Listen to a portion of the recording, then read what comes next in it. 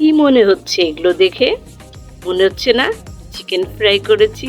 হুম, এগুলো chicken fry ছিল না, এগুলো মজাদার একটা পাকোড়া ছিল। কিভাবে বানিয়েছি আর কি দিয়েছি এখন তো আমি বলবো না, আগে পুরো রেসিপিটা ভিডিও না টেনে পুরো রেসিপিটা দেখতে থাকুন কিভাবে বানিয়েছি।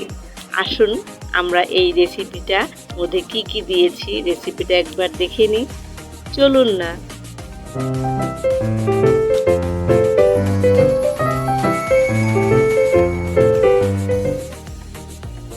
আসসালামু আলাইকুম, কেমন আছেন সবাই? আশা করি সবাই ভালো আছেন, আমিও ভালো আছি। আপনাদের দোয়ায় ও আল্লাহর অশেষ মেহেরবানিতে আলহামদুলিল্লাহ। আমি এখানে নুডলস নিয়েছি 2 প্যাকেট, আর নুডলসটা আমি মাঝখান থেকে ভেঙে নিচ্ছি।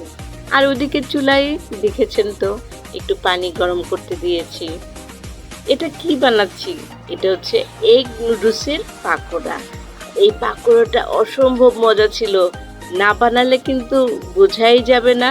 আগে এইভাবে ঠিক এই নিয়মে বানিয়ে খেয়ে দেখবেন আর কমেন্ট করে জানাবেন। আসলেই কিন্তু অনেক মজাদার ছিল আর অনেক মোচমোচা ছিল পাকোড়াটা খেতে। দেখুন কিভাবে করছি, মন দিয়ে দেখতে থাকুন। আমি নুডলসটা পানির মধ্যে দিয়ে নুডলসটা কিন্তু আমি উল্টে পাল্টে একটু সিদ্ধ করে নিয়েছি। একদম বেশি সিদ্ধ করবেন না, কিন্তু হাফ সিদ্ধ করবেন। এখন সিদ্ধ হয়ে গেছে, আমি এগুলো একটা চালনিতে উঠিয়ে এগুলো ঠান্ডা হতে দিব। গরমটা মাখাতে গেলে তো হাত পুড়ে যাবে, সেই জন্য তো একটু ঠান্ডা করতে হবে। আর এদিকে আমার নুডলসটাও ঠান্ডা হয়ে গেছে, আর একটা বোলের মধ্যে আমি নুডলসটাকে ঢেলে নিলাম। এখন কি দিব এটার মধ্যে? এখন দিয়ে দিচ্ছি কাঁচামরিচ আর টমেটো কুচি। এখানে কিন্তু আমার আজকে ধনেপাতা ছিল না, তাই আমি ধনেপাতা দিই নাই। আর দিয়ে দিচ্ছি 3টা ডিম। আর বাসায় কর্নফ্লাওয়ার ছিল না, এটার মধ্যে কর্নফ্লাওয়ারও 2 চামচ দিয়ে দিতে হয়। আর দিয়ে দিলাম 1 প্যাকেট ম্যাগি মশলা। আরও দিয়ে দিচ্ছি সামান্য মানে আধা চামচের মতো লবণ। এখন সব উপকরণগুলো আমি ভালোভাবে মাখিয়ে নেব।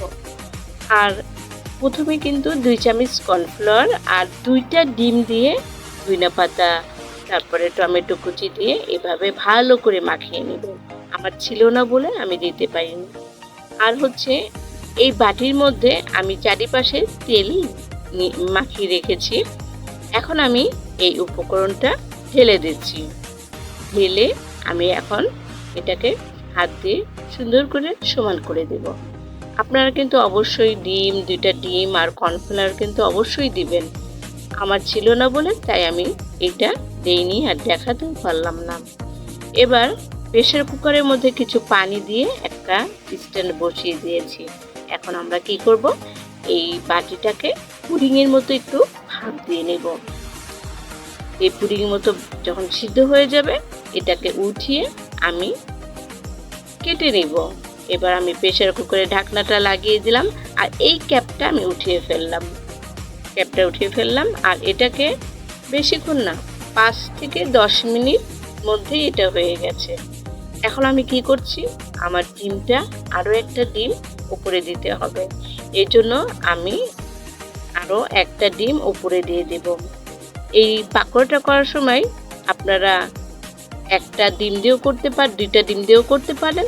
আর যদি ডিম বেশি লাগে তাহলে বেশিও দিয়ে করতে পারেন। যেমন 2টা ডিম আর 2টা ডিম দিয়ে মাখাবেন আর 2টা ডিম উপরে এইভাবে দিয়ে দিবেন যেন নুডলসটাকে আটকে ধরে থাকে।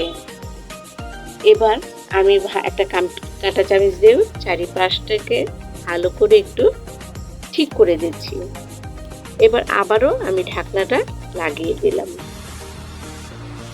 এবার 5 মিনিট পরে আমি আবারও খুলে নিচ্ছি। আর এটা গরম গরম ঢালতে যাবেন না, আমাদের পুডিংয়ের মতোই একটু ঠান্ডা হলে এটা একটা প্লেটে আমি ঢেলে নেব। আমরা ঠান্ডা হওয়ার অপেক্ষায় থাকবো। ঠান্ডা হয়ে গেছে, এখন আমি একটা প্লেটে এটা ঢেলে নিয়েছি। একটু এদিক ওদিক হবে, তারপরেও ঠিক করে নিয়ে ভাজা যাবে। কিন্তু এই রেসিপিটা এই নিয়মে করবেন, দেখবেন অসম্ভব মজা লাগবে।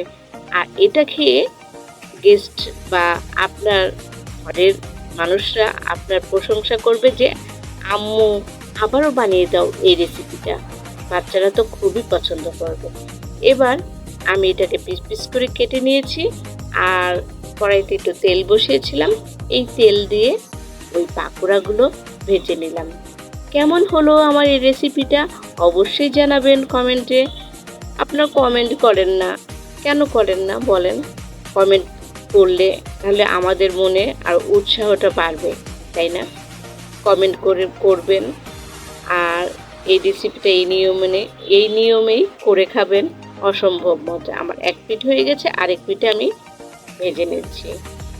চ্যানেলটিকে সাবস্ক্রাইব করে দিবেন আর এই রেসিপিটা অবশ্যই শেয়ার করে দিবেন, যেন আপনার বন্ধু বান্ধবী আত্মীয় স্বজন যেন এই রেসিপিটা দেখে এই নিয়মেই করে খেতে পারে।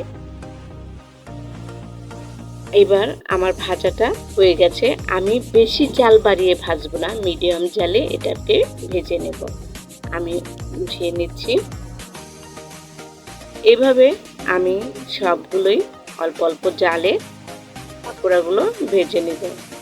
আরও একটা দিয়ে দিলাম।